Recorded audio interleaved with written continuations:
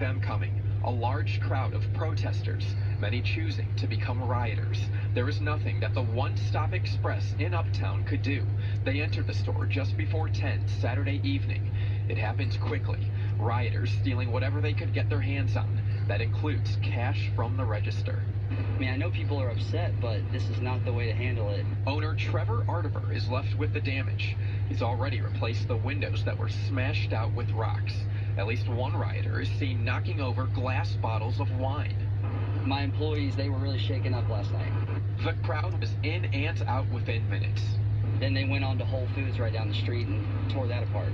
Whole Foods off McKinney Avenue in Uptown is feeling the damage. The front window glass was smashed out. They weren't the only ones with broken glass. Graffiti marks are also scattered all across town. Oh my God, they are like tearing everything up. Resident Darren Martin saw it unfold. Just basically hitting everything they could. A local Tom Thumb was damaged by protesters. Restaurants like Jimmy John's. A number of retail stores in Victory Park. Some understand why the protests started. You know, Minneapolis was ridiculous. I'm enraged by it. It's infuriating. But they're asking, why is it coming to this?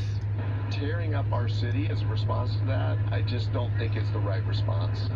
It's just a lot of pain, man. Jay Johnson works at One-Stop Express. His shift ended just before Saturday's looting. He says he wouldn't wish this scene upon anyone.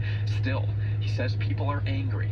It's not really about race, it's about the system. He believes the George Floyd killing was, for some, a tipping point. He doesn't have any answers. If we kneel, then they say we shouldn't do that. If we riot, they say we shouldn't do that. So, what should we do? Rioters certainly took advantage of this store. Look closely, however, at the security footage. You'll notice a man the owner says is homeless. He's the one who might be in the most need out of anyone here, but instead of joining in, he chose to walk away. As for the ones who caused the damage, no words. No words. The owner says he's not going anywhere, and he'll work to protect his business from this happening again. I have plenty of help, and I think that we can take care of it tonight, so I'll be here, holed up, waiting for anything to happen. Speaking with DPD, they were telling me that the large-scale protests are under control. They are broken up at this time. Really, they're just worrying about small pockets of protesters, generally in the uptown, downtown area. They believe, again, that this curfew is taking care of that. I do want to point out that out of the several scenes we've been to where people have been arrested, from what I've asked, no one is being charged with anything other than, being in violation of that curfew. In some cases, evading arrest, but I asked on a number of times about assault or any sort of charges like that, vandalism, and nothing was brought to my attention when speaking with DPD. Blake, back to you. Saturday morning, that is the only one that's shut down in North Texas. Target is asking customers to check online to find out if the store is open. 175 Target stores nationwide are closed because of the protests. Most of them are in Minnesota.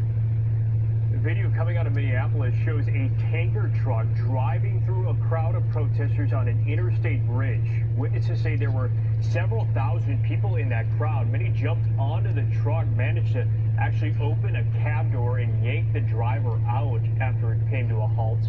The Minnesota Department of Public Safety says the driver was taken to a hospital with minor injuries, was released, and is now under arrest. People say they scattered when they saw the truck driving onto the bridge, and the department says it does not appear any protesters were hit. I ran. I cried because I didn't know. I could lost my girlfriend. I couldn't find her. People were losing their friends. I had to go back and find them. We still lost people that we can't find. The Minnesota Attorney General announced plans to take over the case against the former Minneapolis police officer charged in the death of George Floyd. Many protesters in the city and nationwide are still demanding the arrest of the other officers who were on the scene when Floyd was killed.